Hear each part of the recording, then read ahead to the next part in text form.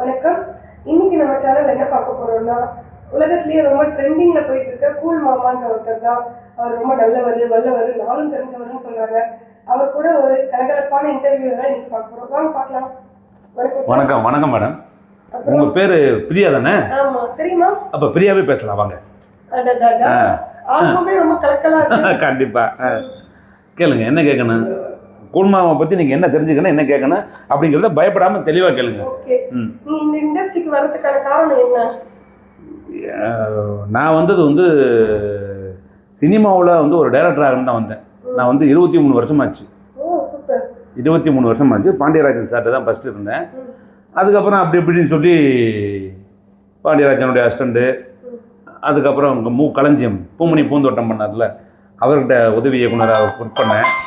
இந்த மாதிரி தான் அப்போ ஃபோனை நம்மளை டார்ச்சர் பண்ணேன், ஒர்க் பண்ணேன். கண்டிப்பாக திரும்ப அதுக்கப்புறம் சின்ன சின்ன படங்களுக்கு நகைச்சுவை எழுதினேன். அப்புறம் ஒரு பெரிய ரைட்டராக மாறினேன். சந்தான சாருக்கு தம்பி கோட்டை அப்படிங்கிற படம் ஃபுல்லாக நான் தான் காமெடி டைலாக் எழுதினேன். சிவப்பு அப்படிங்கிற படத்துக்கு நான் தான் டைலாக் ஸ்க்ரீன் ப்ளே பண்ணியிருந்தேன். அதுக்கப்புறம் வைகை படம், நான் கஞ்சா கருப்பு, தம்பி ராமையா, அப்புறம் கருணா சாருக்கு, குறிப்பாக விவேக் சாருக்கு அந்தோனியர் படம் பண்ணேன். அந்தோனியர் படத்துக்கு நான் தான் ஃபுல்லாக வசனம் எழுதியிருக்கேன். இந்த மாதிரி நிறைய மட்டும் இல்லாமல் நிறைய படங்களுக்கெல்லாம் கதை எழுதி கொடுத்துருக்காரு, காமெடி டைலாக்ஸ்லாம் கொடுத்துருக்காரு. சூப்பர். கண்டிப்பாக அந்த மாதிரி. ஆமாம், கண்டிப்பாக. Thanks madam. அந்த மாதிரி நிறைய படங்களுக்கு எழுதியிருக்கேன். இதுக்கு இடையில நானும் ஒரு சின்ன ஒரு படம் பண்ணேன். அந்த படம் இன்னும் பெருசாக ரிலீஸ் ஆகலை. ஆமாம். அதுக்கப்புறம் நான் 2 வருஷத்துக்கு முன்னாடி, அதுக்கு முன்னாடியே நான் பிராங்க் மாஸ்டர் அப்படின்னு ஒரு சேனல் ஃபஸ்ட்டு ஆரம்பத்துலேருந்து சொல்ல போனால் 2K கிட்ஸ்னு ஒரு சேனல் வச்சுருந்தேன், யூடியூப் சேனல். இப்போ எல்லாருமே இடையில யூடியூப் சேனல் ஆரம்பிச்சுக்கிட்டு ரந்து பண்ணியிருந்தாங்க. பார்த்தேன், நம்மளும் கொஞ்சம் ரந்து பண்ணி பார்க்கலாமேன்னு சொல்லி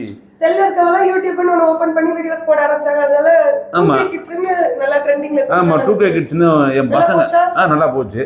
ஒரு 1850 சப்ஸ்கிரைபர் தான் வந்துச்சு. 1850 சப்ஸ்கிரைபர்ல நம்ம சேனல் மானிட்டைசேஷன் ஆயிடுச்சு. ஆனால் அது திடீர்னு சில சமயங்களில் என் பசங்க நல்ல மூடில் இருந்தால் தான் வீடியோ நடிப்பாங்க. அதனால டெய்லி போயிட்டு அவங்க கூட சண்டை போட்டு என்னால் வீடியோ எடுக்க முடியல. நிறைய ஷார்ட் ஃபிலிம்ஸ்லாம் இல்லை. நம்ம பசங்களுக்கு இப்போ 10th படிக்கிறா பொண்ணு, சின்ன பொண்ணு 6th படிக்கிறா.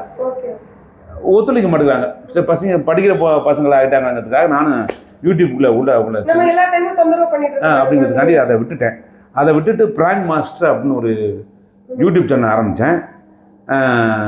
அது வந்துக்கிட்டே இருந்துச்சு. கொஞ்ச நாளைக்கு அப்புறம் ஒரு 7000 சப்ஸ்கிரைபர் இருக்கும்போது அந்த பேரை இன்னொரு இயக்குனர் நண்பரை சந்தித்தேன். இந்த பேரை மாற்றினா நல்லா இருக்கும், பிராங்க் மாஸ்டர் இன்னும் அப்படி ஒன்றும் பெருசாக தெரியாது, இந்த பேரை மாற்றுங்க அப்படின்னு சொன்னாப்புல. மாற்றும் போது தான் அவர் ஒரு சாங் ஒன்று பண்ணியிருந்தார். கூல் மாமா கூல்னு சொல்லி ராஜலட்சுமியா ஆமாம் அவங்க பாடியிருந்தாங்க. அந்த சாங் அவர் ரிலீஸ் ஆன டயத்தில் நான் அவர் கூட பேசிக்கிட்டு இருந்தேன். அப்போ உடனே இது கூல் மாமான்னு சொல்லி வைங்க, சேனல் நல்லா இருக்கு அப்படின்னாரு. அப்படி தான்.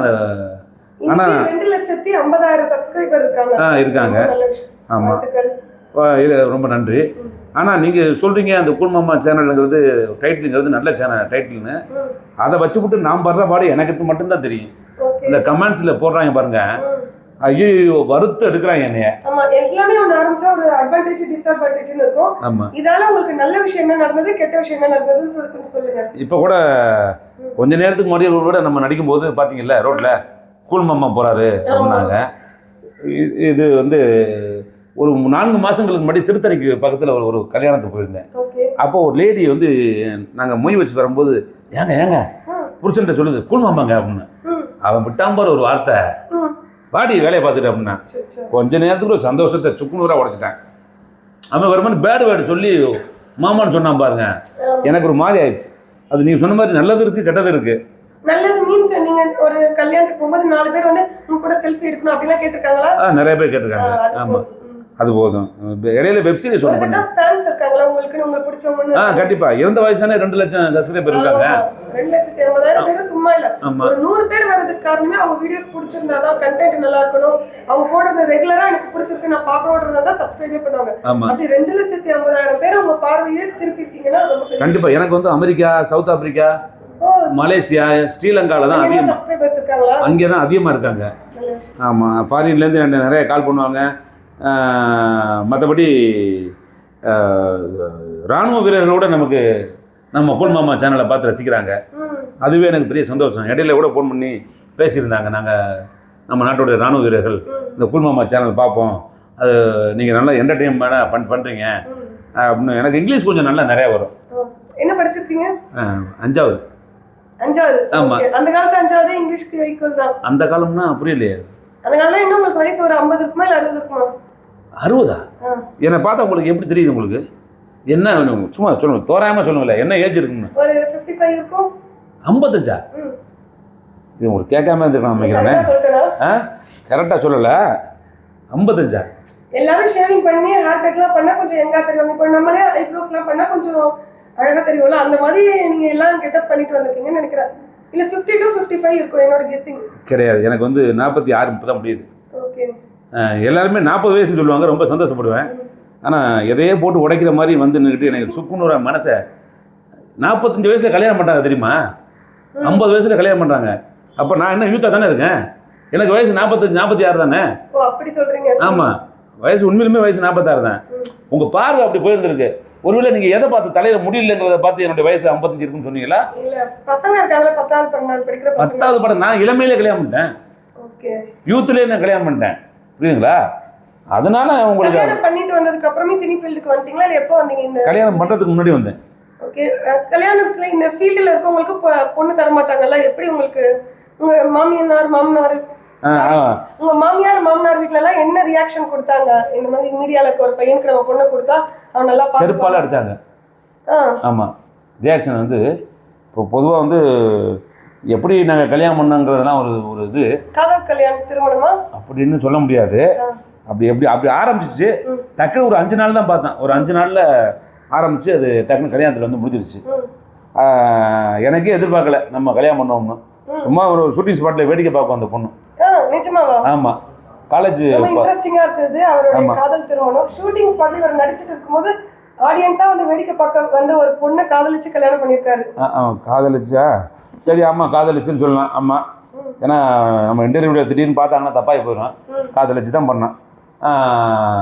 டேய், அவன் மைண்ட் வாய்ஸ் எதிர்த்தமாக நிற்கிறவனுடைய மைண்ட் வாய்ஸ் எனக்கு எப்படியே கேட்ச் ஆகுது. வேறு வழி இல்லை, இன்டர்வியூன்னு வந்துச்சுன்னா சொல்லித்தானே நான். அது கல்யாணம் பண்ணிட்டேன்னு வச்சுங்களேன். அதில் கிட்டத்தட்ட ஒரு கல்யாணம் பண்ணி ஒரு 17. அவங்க அப்பா அம்மாலாம் உடனே ஒத்துக்கிட்டாங்களா? என்ன போராட்டம் நடந்துச்சா? போராட்டம்லாம் நடக்கும். கண்டிப்பாக அடிக்கடிலாம் வாங்கியிருக்கேன். போலீஸ் ஸ்டேஷனில் அடி வாங்கியிருக்கேன். அதெல்லாம் சில கொஞ்சம் கொஞ்சமாக அது வரத்தானே செய்யும். கண்டிப்பாக. இப்போ நானே உங்களை கையை பிடிச்சி விட்டேன்னா பார்க்குற சுமார் பாலம் உங்கள் வீட்டில் உள்ளவங்க அடிப்பாங்கல்ல, அது மாதிரி வட்டி வாங்க நானே பழியணும். கண்டிப்பாக பார்த்தீங்கல்ல, இப்போ உங்களுக்கே இவ்வளோ கோவம் வருதுல்ல, அவங்க வீட்டு பிள்ளை தூக்கிட்டு போயிருக்காம சும்மா இருப்பாங்களா? அது மாதிரி தான். எத்தனை ஸ்டேஷனில் உட்கார வச்சாங்க? சும்மா ஒரு 6 மணி நேரம், அப்படி 7 மணி நேரம் அப்படி இருப்பாங்க. அதில் என்ன உங்களுக்கு அவ்வளோ சந்தோஷமா? இல்லை, தெரிஞ்சுக்கலாம். ஸ்டேஷனில் எவ்வளோ நேரம் உட்கார வச்சேன்னு சொல்லும் போது கேட்கும் போது என்ன புது தீபாவளிக்கு ட்ரெஸ் எடுத்தீங்களா அப்படி அது மாதிரி இருக்கு. ஆமாம், தீபாவளிக்கு ட்ரெஸ் எடுத்தாச்சா நாங்களாம் என்னஞ்சா போகிறோம் அப்படின்னு சொல்கிற மாதிரி இருக்குது. கேளுங்க. அப்புறம் நம்ம சேனலை நீங்கள் விரும்பி பார்ப்பீங்களா? நம்ம கண்டென்ட்லாம் உங்களுக்கு பிடிக்குமா? பிடிக்கும். கொஞ்சம் காமெடியா இருக்கும். இப்போ மக்கள் எல்லாம் என்ன எதிர்பார்க்குறாங்கன்னா, நிறைய நியூஸ் சேனல் வருது, டான்ஸ் டிக்டாக் பண்றாங்க, அதெல்லாம் விட காமெடிஸ் தான் எதிர்பார்க்குறாங்க. எல்லாருக்குமே வந்து 24 மணி நேரத்துல ஒரு 8 மணி நேரம் வேலைக்கு போயிட்டு வந்து டிராவல் டைம்ல டயர்டா இருக்கும்போது ட்ரெயினோ பஸ்ல போகும்போது ஃபோன் பார்க்குறாங்க. அப்படி பார்க்கும்போது ஒரு இன்ட்ரெஸ்டிங்கான காமெடி ட்ராக்கை தான் எல்லாரும் லைக் பண்ணுறாங்க. அப்படி இருக்கும்போது உங்களுக்கு கொஞ்சம் விறுவிறுப்பா வித்தியாசமா இருக்கும். தினம் ஒருத்தர் ஒரு ஆர்டிஸ்ட் என்ன உங்களுக்கு பிடிச்சிருக்கா? உங்க கண்டென்ட் பிடிக்கும். அதான் கேட்டேன். எல்லாருக்குமே ஒரே மைண்ட் செட்டோட இருக்க மாட்டாங்க. எல்லாரும் சாங்ஸ் மட்டும் கேட்க மாட்டாங்க. என்ன உங்களுக்கு பிடிச்சிருக்கா கேட்டது வந்து தப்பா கிடையாது. என்னுடைய காமெடி சேனல் உங்களுக்கு பிடிச்சிருக்காங்க. எனக்கு மட்டும் இல்ல, மக்களுக்கு பிடிச்சனால தான் இன்னைக்கு 2,50,000 பேர் உங்களை விரும்பி பாக்குறாங்க. கண்டிப்பா. ஆமா, அவங்க எல்லாருக்கும் இந்த நேரத்தில் ரொம்ப ஒரு நன்றியை தெரிவிச்சுக்கிறேன். வேற ஏதாவது கேள்வி நீங்கள் ஏதாவது சொன்னீங்களே ஆரம்பத்தில் ஒரு பெரிய கேள்வி கேட்கணும்னு சொல்லி இந்த மாதிரி கண்டென்ட் போடுறீங்களே உங்க ஒய்ஃப் உங்க பசங்க எல்லாம் என்ன ரியாக்ட் பண்ணாங்க? ஏன்னா உங்க சேனல்ல ஒரு 95% லேடிஸை வச்சு தான் போடுறீங்க. ஆமா, லேடிஸை வச்சு போடாட்டினா யார் பாப்பா? கரெக்ட். அது பாக்குறாங்கன்றது அப்பாற்பட்ட இந்த இடத்துல வாழ்க்கையில ஏதாவது சண்டை சச்சரவு வரும்ல, ஏன் அந்த பொம்பளை கூட வீடியோ போட்டு அதுக்கு நான் அப்படியாடா போடு அப்படின்னு உங்க வைஃப் அடி. நான் ஒன்றும் கட்டி பிடிச்சி முத்தம் கொடுத்துலாம் போடுறது வந்து வடிவேல் அடிக்கிற மாதிரி அடிதடிலாம் ரைட்டப்பா. நான் வந்து கட்டி பிடிச்சி முத்தம் கொடுத்து சும்மா படம் பண்ணிட்டு இருக்காங்க. இப்போ அது மட்டும் இது கிடையாதா? நான் அந்த மாதிரி கிடையாது, டச் பண்ணுறதே கிடையாது, தொட்டே நடிக்க மாட்டேன். என்ன தான் போட்டு குமுறு கஞ்சி காய்ச்சுவாங்க, அடிப்பாங்க வைப்பாங்க. அப்போ நான் யாரையும் இது பண்ணுறது இல்லையே. இப்போ தொட்டு நடிச்சா மட்டும் தப்பா சொல்லுங்க? இவரோட சேனல்ல பொம்பளைங்க கிட்ட அடி வாங்குற மாதிரி காமெடி பண்ணி சண்டை வலிச்சு வம்பு இழுக்கிற மாதிரி தான் போட்டிருக்காரு. அதனால உங்க வீட்ல ஃபுல் சப்போர்ட், வைஃப்லாம் சப்போர்ட் பண்ணுவாங்க. சப்போர்ட் பண்ணுவாங்க. ஆமா, சில சமயத்தில் காரி துப்புவாங்க, இதெல்லாம் ஒரு குழப்பாங்க. சில சமயத்தில் வேற வழி இல்லடி, இதாண்டி இப்படி பண்ணால் தான் காசு வரும் அப்படின்னு சொன்னோம்னா ஏற்றுக்குவாங்க. கண்டிப்பா லைஃப்ல பகல் இரவு இன்பம் துன்பம் நல்லது கெட்டது எல்லாம் இருந்துதான். அந்த மாதிரி ஒரு செட் ஆஃப் பீப்புள் லவ் கொடுக்குறாங்க. ஒருத்தவங்க பொறாமல எங்க இவன் வளர்ந்துடுவானோ அப்படின்னு சொல்லிட்டு கேள்வி கேட்கறதெல்லாம் இருக்கிறது இயற்கைதான். கண்டிப்பா. அப்புறம் உங்க வளர்ச்சிக்கு முக்கிய காரணம் என்ன? யார் வந்து நல்லா சப்போர்ட் பண்ணி இந்த மாதிரி கண்டென்ட் போடுப்பா, இப்படி பண்ணி இன்னும் நீங்க நல்லா பீக்ல வரலாம், ட்ரெண்ட் ஆகலாம் அப்படின்னு சொன்னது யாரு? ஸ்டாலின். ஸ்டாலின் தான் சொல்லியிருக்காரு. ஸ்டாலினா? ஆமா. என்ன சொல்றீங்க? அவர் தான் கூல் மாமா. புரியல. அவரை மீட் பண்ணீங்களா இல்ல என்கிட்ட கலாய்க்கிறீங்களா, காமெடி பண்றீங்களா? What you mean? இல்ல, இந்த மாதிரி கண்டென்ட் போடுங்க நீங்க நல்லா வரலாம்னு சொன்னது வந்து ஸ்டாலின், அதை செஞ்சு காட்டினது வந்து கூல் மாமா. ரெண்டுமே நான் தான். ஓ, இவரோட வீட்ல இவரோட சப்ஸ்கிரைபர் எனக்கு யாருமே வந்து இது வரைக்கும் வந்து முதலமைச்சர் இது எனக்கு யாருமே வந்து எங்க சொந்தக்காரங்களோ உற்ற உறவினரோ அந்த மாதிரி நீங்க போட்ட வீடியோவை பார்த்தேன், ரொம்ப நல்லா இருந்துச்சு, நல்லா நடிக்கிற, சொல்ல மாட்டாங்க. இது வரைக்கும் ஒரு பைய கூட சொன்னதில்லை. அப்போ என்னை யாரும் ஊக்குவிக்க யாருமே கிடையாது. நானே தான் இந்த கையை ஊனி கரணம் பயிர்னு சொல்லுவாங்க பார்த்துருக்கீங்களா, அது மாதிரி நானே தான் கீழே விழுந்து எழுந்திரிச்சு வரேன். ஆமாம், விழுந்து அடிப்பாங்க. அப்போ கூட நம்ம படுத்துடக்கூடாது, எந்திரிச்சு வந்துட்டே இருக்கேன். உண்மைதான். நம்மளே ஒரு ஸ்டேட்டஸ் போடுறோம், தீபாவளி பொங்கலுக்கு ஒரு ட்ரெஸ் எடுத்தோ இல்லை ஒரு பிளாக் பண்ணி போடுவோம். அதுல 200 பேர் பார்ப்பாங்க. அதுல ஒரு 100 பேர் வந்து நம்ம சித்தப்பா சித்தி பெரியம்மா பெரியப்பா இருப்பாங்க, அவங்களாம் லைக்கே போட மாட்டாங்க. ஆனா எங்கேயோ பஸ்ல பார்த்த ஒரு பொண்ணோ ஒரு காலேஜ்ல படிக்கிற பொண்ணோ அவங்கெல்லாம் லைக் போடுவாங்க. அப்ப என்ன தெரியுது, இவங்களுக்கு லைக் போட தெரியாம இல்ல. நம்ம நினைப்போம் பெரியம்மா பெரியப்பாக்கெல்லாம் வந்து வாட்ஸ்அப் யூஸ் பண்ண மட்டும்தான் தெரியுது, வாட்ஸ்அப்ல ஹார்ட் இருக்கு, அது கொடுத்தாதான் லைக் போடுவாங்கன்னு தெரியாதுட்டு இல்ல. அவங்க எங்க நம்ம லைக் போட்டா இவ வந்து இன்னும் பெரிய ஆள் ஆயிடுவாளோ அப்படின்ற ஒரு எண்ணத்துல தான் போடாம இருக்காங்க. அது நானுமே நிறைய பார்த்துருக்கேன். எனக்கு இப்போ ஒரு சின்ன ஒரு ஞாபகம் வருது. ஒரு 15 நாளைக்கு முன்னாடி ஒரு லேடி எனக்கு கால் பண்ணுச்சு. அது லேடியானு தெரியாது, அந்த மெசஞ்சரில் கால் வரும் பார்த்துருக்கீங்களா, மெசஞ்சரில் கால் வந்துச்சு. உடனே நான் அட்டன் பண்ணி பார்த்தா 2 பசங்களுடைய அதில் எதிர்ச்சு. சரி, ஏதோ யாரோ ஃபோன் பண்ணுறாங்க, நம்ம ரசிகர்கள் தான் ஃபோன் பண்ணுறாங்கன்னு வச்சுட்டு நானும் ஃபோன் அட்டன் பண்ணால் ஒரு லேடி ஒன்று பேசுது. ஒரு 50 வயசு 55 வயசு மதிக்கிறதுக்கு ஒரு லேடி. ஏன்னா எங்கே இருக்க, நல்லா இருக்கியா குடும்பமா அப்படிங்குது. நல்லா இருக்குங்க, நீங்கள் யாருங்க? அதாவது பெண் சொல்ல முடியாது, ஆண் சொல்ல முடியாது, அது இடைப்பட்ட குரலாக இருந்துச்சு. எனக்கு ஒரு பதட்டமாக இருந்துச்சு. எங்கள் வீட்டுக்காரி பக்கத்தில் உட்காந்துருக்கா.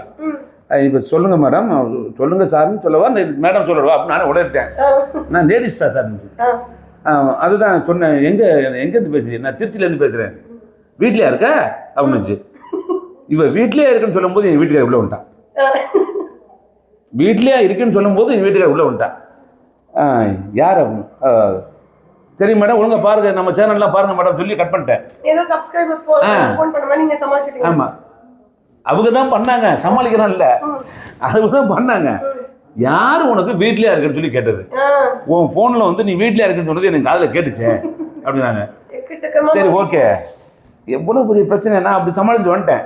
அப்புறமா வந்து என்னுடைய நண்பர் வெற்றின்னு ஒரு நண்பர் இருக்காரு, என்னுடைய ரொம்ப நெருங்கிய நண்பர். அவர்கிட்ட வந்து இந்த மாதிரி ஒரு லேடி என்னை போத்து விட்டுருச்சு, அந்த லேடி நான் மூஞ்சியை நான் பார்க்கணும், என்னை போத்து விட்ட லேடி மூஞ்சியை நான் பார்க்கணும்னாப்புல பார்க்கணும் நான் சொன்னேன். உடனே அவன் ப்ரொஃபைலில் போய் இதானே அப்படின்னாப்புல கொஞ்ச நேரம் பேச்சு முடிச்சு எனக்கு இல்லை. நல்லா இருந்தாங்க, நல்லா இருந்தாங்க மீன்ஸ் அது எனக்கு எப்படி சொல்றதுன்னு தெரியல. எனக்கு இந்த அம்மாவா நம்மளை போய் கோத்து விட்டுருக்கு அப்படின்னு நினச்சேன். பரவாயில்ல, அவங்களும் ஒரு நம்மளை வீடியோ பார்த்து ரசிச்சிருக்காங்கல்ல, அதனால அவளை திட்டக்கூடாது அப்படிங்கிறதுக்காக நான் பேசாமல் விட்டேன்.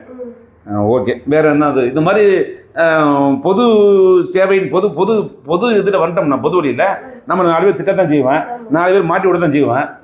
10 பேர் நம்மளை ரசிகர்கள், இந்த மாதிரி ரசிகர்கள்லாம் நம்மளை ரசிக்க தான் செய்வாங்க. கொஞ்சம் அழகாக இருந்துட்டாவே பெரும்பாலும் அதை தானே இருக்கேன்.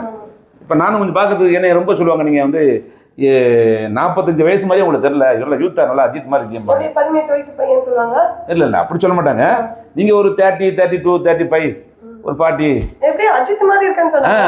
சொன்னா எவன்டா கூப்பிடுங்க. இல்லை ரெட்டு படத்தில் அஜித் வருவார்ல, அது மாதிரி நீங்கள் இருக்கேன்னு சொல்லுவாங்க என்னைய. அவனுக்கு கண்ணு தெரியல போல, ஒரு நல்ல கண் ஹாஸ்பிட்டல் போய் செக் பண்ணிட்டு சொல்லுங்க. இல்லை நானும் கேட்டேன், அது எது ஃபால்ட் இருக்காங்க கேட்டேன். இல்லைண்ணே நான் அதே மாதிரி தான் இருக்கேன்றாப்ல. ஆமாம், உங்களுக்கு எதுவும் பொறாமை அதில்? இல்லை எனக்கு என்ன பொறாம.